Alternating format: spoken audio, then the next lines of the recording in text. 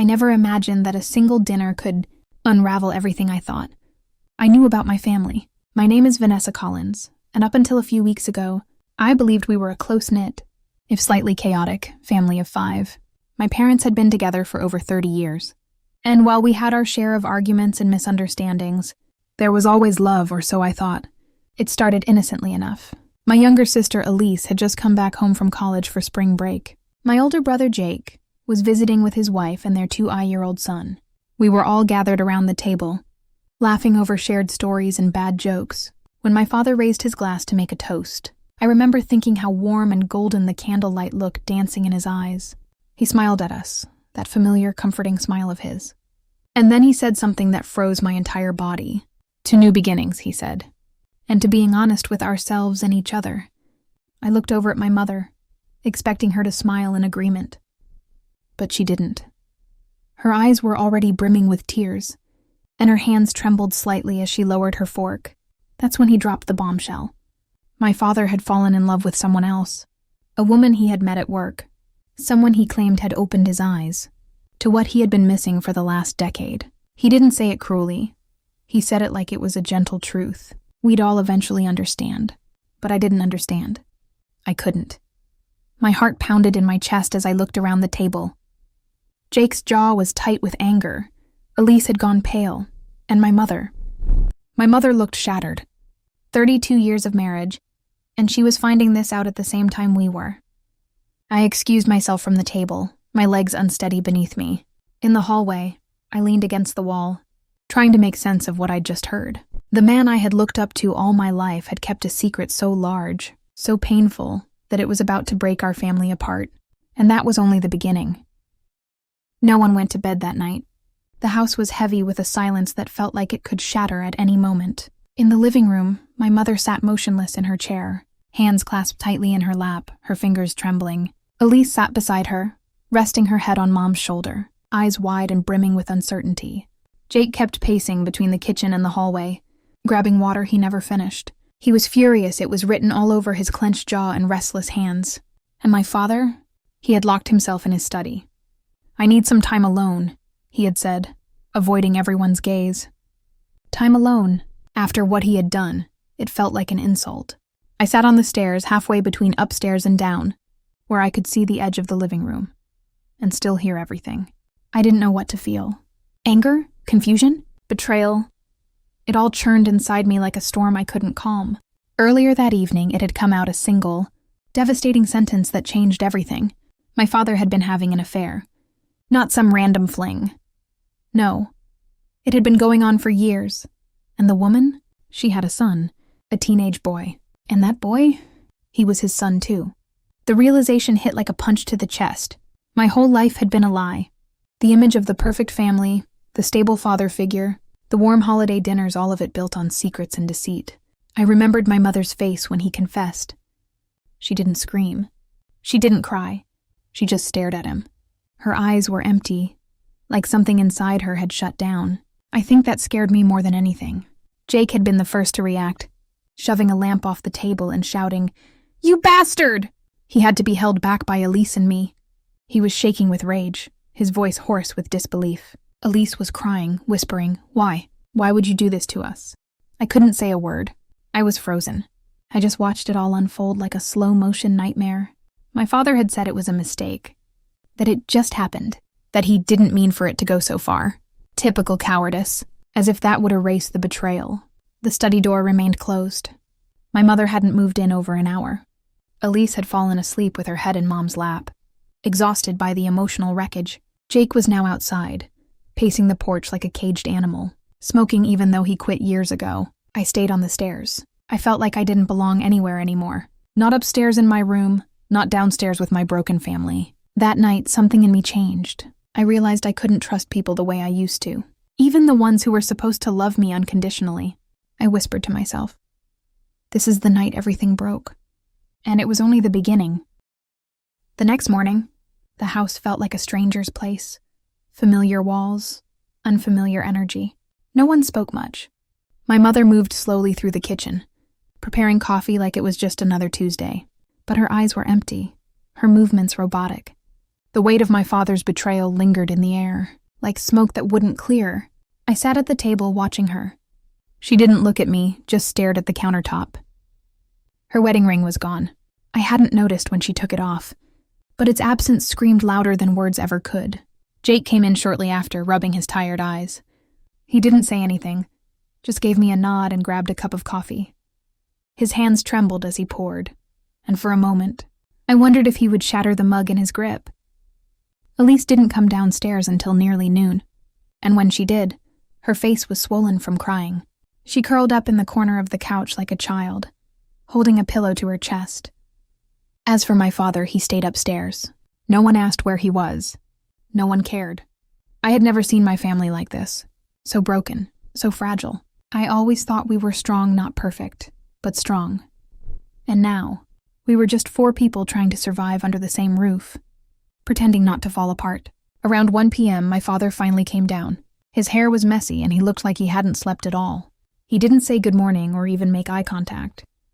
He just walked to the living room and stood there, as if unsure whether he was still welcome. "You need to leave," Jake said, his voice low and steady. "You can't stay here." My father nodded slowly. "I'll go," he said, almost whispering. "But I need to talk to your mother first." My mother didn't look up from her cup. "There's nothing to say. I didn't mean for this to happen," he added, like that excuse still mattered. "Yet it did," she replied, still calm. "And now we all have to live with it." I couldn't take it anymore. I stood up and walked outside. The air was cold, but it felt better than being trapped inside the house with so much pain. I sat on the front steps and tried to breathe. That's when Elise joined me. She didn't say anything either, just sat next to me, leaning her head on my shoulder. "I don't understand how he could do this," she finally whispered. "I don't think he even understands it himself," I said. And that was the truth. My father had shattered our family without even realizing what he was doing, and now the pieces were too sharp to put back together. That night he packed a bag and left. No hugs, no apologies, just silence. The door clicked shut behind him and I felt something heavy lift, but also something hollow take its place. The silence after my father's departure was deafening. It wasn't the kind of silence that brings peace. It was the kind that gnaws at you, echoing every unspoken word and every unresolved feeling. The house didn't feel safer, just emptier. For days we moved like shadows, floating through the motions of normal life without ever touching the ground. My mother kept cooking, but she never ate much. Jake left for work early and came home late, barely saying more than a few words. Elise stopped going to school altogether. She said she couldn't concentrate, that every hallway reminded her of how our family was no longer whole. As for me, I buried myself in routine. I cleaned, folded laundry, walked to the store for groceries even when we didn't need them. Anything to avoid the stillness of the living room, where the ghost of our family's laughter still lingered. One evening, I found my mother sitting alone in the dark, staring at a photo of their wedding. She didn't cry. That almost made it worse. "Mom," I said gently, kneeling beside her. "Are you okay?" She finally looked at me, and for the first time in weeks, her voice cracked. "I don't know who I married." I didn't know what to say. I had asked myself the same question 1,000 times. "I loved him, you know," she said. "Even after all the arguments, even when things got hard, I still loved him." I thought love was enough. I reached for her hand. "It wasn't your fault." But she didn't squeeze my hand back. She just whispered, "Maybe I should have seen the signs. Maybe I ignored them." That night, I sat in my room replaying every memory I had of my father. The bedtime stories, the soccer games, the birthdays. And then I replayed the moments I had dismissed the late-night calls. The unexplained absences, the vague excuses. Had we all been fooling ourselves? One morning a letter arrived. It was from him. I don't know what I expected. Maybe a sincere apology. Maybe some desperate attempt at redemption. But it was neither. Just a few short paragraphs about how he never meant to hurt us. And how he hopes someday we'll understand. Understand? There was nothing to understand. He made a choice. And we were the collateral damage. I tore the letter in half before anyone else could read it. I didn't want to see my mother cry again. I didn't want Elise to crumble further. And Jake already carried too much. That same day, my mother removed all the pictures of him from the walls. Every single one. It was like she was erasing history. But the pain? That couldn't be erased. It had etched itself into every corner of our home, into every breath we took. And somehow life kept going. It's strange how a person can be gone, yet still haunt every inch of your world. I started noticing things, little things. His jacket still hung in the front closet. His favorite coffee mug sat untouched in the back of the cabinet. A drawer in the kitchen still held the screwdriver he used for everything, from fixing broken chairs to tightening loose doorknobs. Every object felt like a whisper, a cruel reminder of the life we once had, and how quickly it crumbled. One afternoon, I found Elise in our father's study. She was sitting in his old chair, clutching one of his books, her eyes unfocused. "You miss him," I said, not accusingly, just quietly. She didn't respond for a moment. Then she nodded, barely perceptible. "I hate him," she whispered, her voice shaking. "But I miss him too." "Isn't that messed up?" I sat beside her, unsure how to respond. I felt the same. The betrayal was real, the damage undeniable, but love doesn't have an off switch. It clings to you even when logic begs you to let it go. "I think it's normal," I said. "He was our dad. No matter what he did, we loved him first." We sat in silence after that. It wasn't peaceful, but it wasn't painful either. It was shared. Later that week, Jake confronted me in the kitchen. He was angry not at me, but at everything. He slammed the fridge door harder than he should have, and muttered something under his breath. "What's going on?" I asked. He turned to me, eyes burning. "She talked to him." I blinked. "Who?" "Mom. She's been talking to Dad, on the phone. I heard her last night. I felt like I'd been punched in the chest." "Are you sure?" Jake nodded. "I stayed up late working on that history project." She was in the dining room. I heard her say his name. She was crying. I didn't know what to think. Part of me was furious. Another part understood. How do you just stop loving someone you spent your whole life with? I found her the next day folding laundry. She looked tired in a way that sleep couldn't fix. "Mom, are you talking to him again?" She froze for just a second. Then she sighed, folding a towel with slow, deliberate care. "I needed closure," she said. "I needed to understand why." "Did you get answers?" She shook her head. "No, just more pain." "Then why keep talking to him?" She looked at me, and for the first time in a long while I saw tears in her eyes. "Because I'm scared I'll never stop missing him." I didn't have a response. There are wounds that don't heal. Only time makes them sting less. That night, I sat on my bed staring at the ceiling. The world felt too big, too broken, and all I wanted was to feel safe again.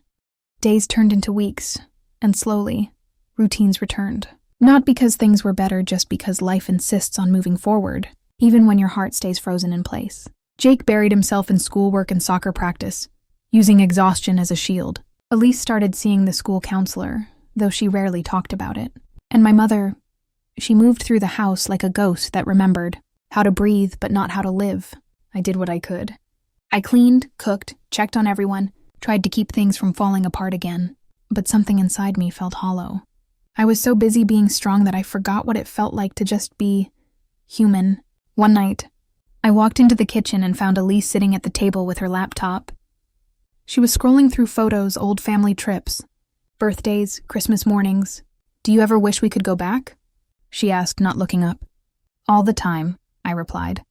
"Do you think we were happy? Or were we just pretending?" Her question hit me like a wave. I had asked myself that so many times. Were we really that close-knit?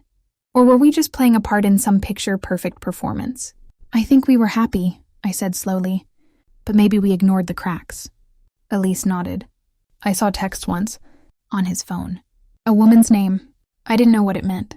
I told myself it was work. I wanted to believe that. I reached over and held her hand. It wasn't your job to question it. That was on him." She didn't cry. Neither did I. We were past the tears, living in the quiet ache that lingers long after the storm. Later that week, I noticed something strange. My mother had started dressing up again. A little lipstick, nicer clothes. She wore earrings I hadn't seen in years. At first, I thought maybe she was trying to feel normal. Then I found the receipt for a dinner reservation tucked in her purse. I didn't say anything. Not right away. But that Saturday night, when she left the house in heels and a careful smile, something in me snapped. I waited up. She came home around 10, looking tired but lighter. "Where were you?" I asked, trying to sound casual. She paused by the door. "Dinner with an old friend. Dad?" She hesitated, then nodded. "I thought you said it only brought more pain," I said. She sighed. "It does. But it also brings familiarity. And right now, that feels safer than being alone. I wanted to scream. Not at her, but at him. At the way he still had a grip on her heart after everything he did. But I didn't. Because I knew, deep down, I would have done the same. That night, after Mom confessed to seeing Dad again, I couldn't sleep. I lay in bed, staring at the ceiling fan spinning endlessly, mirroring the loop of thoughts in my head. Every conversation, every choice, every memory, it all felt like a tangled thread I couldn't unwind. Was it wrong to want her to move on? Was it selfish to want her to hurt less? The next morning, over breakfast, the tension hung thick between us. Elise stirred her cereal without eating. Jake was unusually quiet, scrolling through his phone with a deadpan expression. Mom placed a plate of eggs on the table and tried to smile. I was thinking, maybe we could go out for dinner this weekend. Just the four of us. Some normalcy might help. Jake scoffed. What's normal exactly? Pretending like everything's fine? Jake, Mom said gently, I'm just trying to... To what? Fix things? He's not here. He chose not to be here. The words landed like a slap across the room. Elise flinched. I set my fork down and looked at her. We don't have to pretend, but maybe we do need something that feels less heavy. Dinner plans were forgotten. Later that day, I went up to the attic, searching for a distraction. Boxes of old photos, dusty board games, forgotten school projects. It was like stepping into a time capsule. I opened one of the boxes labeled 1998-2004 and pulled out an old video camera. I didn't even know if it worked anymore. Curiosity got the better of me. I charged the battery, inserted the cassette, and hit play. What I saw was a younger version of us: birthday parties, snow days, road trips. My dad's voice behind the camera, laughing, making silly commentary. My mom beaming. Us kids giggling without a care in the world. I watched hours of it. Time melted. Then something shifted. The recordings grew darker, not visually, but emotionally. Fewer smiles, shorter clips. My mom looking away from the camera. My dad filming the kids but never appearing himself. Silent car rides, tense dinners. It was like the love faded right there, on film. That night, I brought the camera down and showed the videos to Elise and Jake. At first, they were hesitant. But then we were all huddled around the small screen, watching our lives replayed like a movie we didn't know the ending to. I forgot how happy we used to be, Elise whispered. We were kids, Jake said. We didn't see what they were hiding. But they tried, I added. They really did. No one argued. We stayed up past midnight, lost in a time we could never get back. And somehow it helped. Not because it erased the pain, but because it reminded us that love did exist once. It wasn't a lie. It just changed. And maybe, just maybe, that meant we could change too. A few days after we watched the old videos, something inside me shifted. Not dramatically. Just a soft realization that maybe we were allowed to hold both joy and pain at once. That afternoon, I decided to do something unexpected. I wrote my dad a letter. I didn't plan to send it. I wasn't even sure what I wanted to say. But I sat on my bedroom floor with a notebook and started writing, letting everything pour out. I wrote about how angry I was, how disappointed, how scared, but also how much I missed him. I told him about Elise and how she hides her hurt in silence. About Jake, who masks his sadness with anger. About Mom, who still loves him in a way I can't understand. And about me, how I've been trying to hold it all together, but some nights I break too. I finished the letter with a simple truth. You broke us, but I still hope you're okay. I just wish we had mattered enough for you to stay. When I looked up, the sun had dipped low in the sky, casting golden light across my desk. I folded the letter and placed it in my journal. No one else needed to see it. It was for me. Later that evening, Mom called a family meeting in the living room. That used to mean something good: game night, vacation plans, birthday surprises. Now it made us all tense. She sat down and looked at us, eyes steady. I've decided to stop seeing your father, she said softly. Elise's eyes widened. Jake leaned forward. He wants to talk, wants to explain. But I realized I don't need answers anymore. I need peace, and so do you. The silence that followed was heavy, but not cold. Are you okay with that? I asked. She nodded, her voice barely a whisper. I think I will be. Jake exhaled sharply. Elise leaned her head against Mom's shoulder. And me? I felt something in my chest unclench. That night, as I lay in bed, I thought about the way grief and healing coexist, how we carry scars and still find ways to smile, how love can leave and still linger, and how letting go doesn't always mean forgetting. It just means choosing yourself. The following weekend, we took a road trip. It wasn't anything fancy, just a few hours, north to a quiet cabin by the lake that my mom had found online. No TV, no internet, just trees, water, and time. She called it a reset button, and honestly, we needed it more than any of us had admitted. The car ride was surprisingly calm. Jake made a playlist, Elise brought snacks, and Mom drove with the windows down, the wind teasing her hair. I sat in the passenger seat, quietly watching the trees blur past, wondering if this was what healing looked like, slow, gentle, unspectacular. When we arrived, the cabin smelled like cedar and dust, but it was cozy. There was a fireplace, mismatched quilts on the beds, and a tiny bookshelf full of forgotten paperbacks. The first night, we made dinner together, tacos. Jake grated the cheese, Elise chopped tomatoes, and I handled the meat. For once, Mom didn't hover or micromanage. She just laughed when Jake spilled salsa on the floor and handed him a towel. We ate at the small wooden table, candles flickering between us, and for a moment, I forgot we were a family trying to patch ourselves together. We were just a family. Later, we sat by the lake. It was dark, and the stars reflected on the water like shattered glass. Elise leaned against me and whispered, "This feels nice." "It does," I agreed. "It really does." Jake skipped rocks, counting the ripples. Mom was quiet, staring out across the water. Then she said, "I've spent so long being angry. At your dad, at myself, at life. We all listened. But tonight I just feel grateful for you three, for this moment. Maybe it's small, but it's something. We didn't say anything, but we didn't need to. That silence wasn't uncomfortable, it was sacred. That night I wrote in my journal by flashlight. Not about pain, not about betrayal, but about stars and laughter, and the strange comfort of tacos, eaten with people who had seen the worst and stayed anyway. For the first time in a long while, I fell asleep without a knot in my chest, and when I woke up, it wasn't dread, I felt it was hope. Small, flickering, but real. Back from the lake, life didn't suddenly become perfect, but something had changed in all of us. At school, I found myself paying more attention, not because I cared about the grades. I still wasn't sure what my future looked like, but because I felt more present, less buried in everything I'd been carrying. My friends noticed. Even my teachers commented on how I seemed lighter.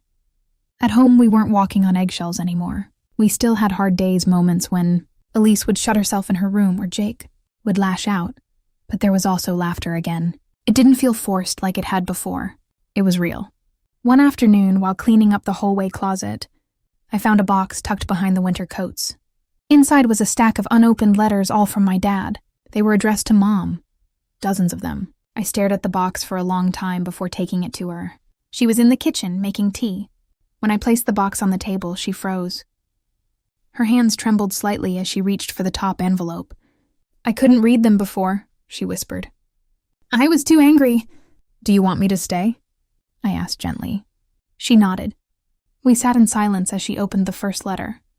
His handwriting was messy, rushed, like the words had poured out faster than he could control. He apologized, explained, begged, promised. The letters spanned months. Some were desperate, some reflective, some surprisingly tender. After the third one, Mom folded it and wiped her eyes. He didn't know how to fix what he broke. "No one does," I said. "We just try." She reached over and squeezed my hand.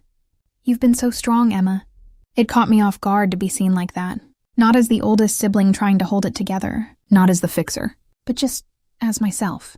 That evening, I shared the letters with Jake and Elise. I didn't read them out loud, just showed them. Let them decide what to do with the words. Jake flipped through a few and shrugged. "I don't know what I'm supposed to feel." "Me neither," I said. But Elise clutched one of the envelopes and said, "I think I needed this, even if it's too late." And maybe that was the point. Closure doesn't always come wrapped in answers. Sometimes it's just the choice to stop searching and start living. I went to bed that night feeling something I hadn't in a long time. Peace. It wasn't complete. It wasn't perfect, but it was mine. A week after we read the letters, my dad showed up at our door. He didn't call, didn't warn us, just rang the bell one rainy afternoon while I was home alone, working on a school project at the kitchen table. When I opened the door and saw him standing there drenched, holding a folded umbrella, his eyes searching mine, I froze. "Hi, Emma," he said softly. "I'm sorry to just show up like this." I couldn't speak. My heart pounded like it wanted to leap from my chest and run. "I'm not here to cause problems," he continued.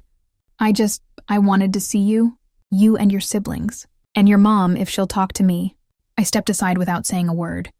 He walked in slowly, looking around like it was a museum of the life he used to have. Everything was familiar to him, but he no longer belonged here. "Where's your mom?" he asked. "At work," I replied, my voice flat. He nodded. "And the others?" "Elise is at piano. Jake's at practice." Another pause. He looked thinner, tired, older, but his eyes, those same hazel eyes I saw every time I looked in the mirror, still held something warm. Something I hated that I missed. "I read your letters," I finally said. He sat on the edge of the couch, shoulders hunched. "I didn't expect forgiveness. I just needed to say something, even if no one ever read it." "You hurt us," I said, not as an accusation, but a truth. "I know," he whispered. "Every day I know." For the first time since the affair, I saw him not the man who left, not the liar, but the man who once danced with me in the kitchen, who told the worst jokes, who tucked me in and called me his little hurricane. "You don't get to walk back in like nothing happened," I said. "I'm not trying to, I just wanted a chance to be honest. Even if you don't want me around." We sat in silence for a long time. Rain tapped against the windows like a heartbeat. Eventually I said, "They'll be home soon. You should talk to them." His eyes glistened. "Thank you, Emma." I didn't hug him. I didn't cry, but I didn't slam the door either. Later I watched from the hallway as he spoke with Jake, who kept his arms crossed and his eyes on the floor. Elise didn't say much, just nodded a lot, tears in her lashes. And when Mom came home, her face crumpled, but she didn't yell. She didn't run. She listened. And maybe that was a beginning, not of reconciliation, but of understanding. Sometimes that's enough. The days that followed were awkward, delicate like walking on glass barefoot. Dad didn't move back in. That wasn't on the table, but he started visiting, once a week at first, just to talk. No big reunions, no family dinners, just quiet moments and after-school pickup here, a shared coffee with Mom there. He was trying, and surprisingly, so were we. Jake stayed guarded. He'd sit in the same room but barely speak. Elise, on the other hand, melted quickly. She wanted her dad back, even if she didn't fully trust him yet. As for me, I hovered in between, torn between what was and what might be. One night, Dad brought over a photo album. It was old faded leather with worn corners. Inside were pictures I hadn't seen in years. Birthdays, camping trips, messy ice cream faces, Christmas mornings. He placed it on the coffee table and just said, "Thought you might want to remember some of the good stuff." We all sat around, flipping pages. There was a photo of me on his shoulders at the zoo, both of us laughing. One of Elise asleep on his chest, only a baby. Jake, barely 5, proudly holding a fish that was nearly bigger than him. Mom didn't say much, but her eyes lingered on one photo, our whole family, huddled together on the couch, under a blanket, watching movies. The kind of photo you take without thinking it'll become a relic. "Things were good once," she whispered. Dad nodded. "They were. I ruined that, I know." There was no dramatic outburst, no shouting, just silence. Thick, thoughtful silence. "I can't fix what I broke," he said. "But I'd like to be here now. However you'll let me." I realized then it wasn't about erasing the past. It was about showing up now, consistently, humbly. Later, as I walked him to the door, he turned and asked, "Do you think you'll ever forgive me?" I thought about that. And then I said, "I'm not there yet. But I don't hate you." Tears welled in his eyes. He pulled me into a hug, gentle, unsure, and for the first time in years, I let him. Forgiveness wasn't a switch to flip. It was a path. And maybe, just maybe, I was finally on it. Spring arrived with a quiet kind of beauty, nothing too loud. Just the soft bloom of cherry blossoms. Outside our window and the occasional laughter echoing from the kitchen again. There was a fragile peace settling over our home, one we all seemed scared to fully trust. But still, we leaned into it. One Saturday morning, Elise came into my room holding a flyer. "Family therapy sessions," she said, waving it like it was a golden ticket. My counselor at school suggested it. I raised an eyebrow. "You want to do that?" She nodded. "I think we all need to. Even if it's awkward." When we brought it up to Mom and Jake, the reactions were mixed. Mom agreed right away, too quickly, actually, like she'd been waiting for someone else to say it first. Jake rolled his eyes but didn't argue. And Dad? He didn't even hesitate. Tell me when and where, he said. Our first session was tense. We sat in a circle on beige chairs in a room that smelled faintly of lemon-scented cleaning products. A soft-spoken woman named Marissa guided us through introductions and ground rules. No interrupting. Speak for yourself, be honest. Simple rules, harder to follow than you'd think. Jake went first, his voice low. I feel like everyone wants me to be okay. But I'm not. Mom flinched. Dad looked down. Elise spoke next, her words tumbling out fast and sharp. I keep thinking if I'm happy, it means I'm forgetting what happened. And I don't want to forget. Then it was my turn. I'm tired, I said, of carrying everyone else's emotions, of pretending I'm fine because I'm the oldest. I want to be allowed to fall apart too. Marissa turned to Dad. He took a breath, slow and deliberate. I made choices that hurt every single person in this room. And I wish I could go back and undo it, but I can't. I can only be better now. We left the session emotionally drained but lighter, like we had unpacked something that had been weighing us down.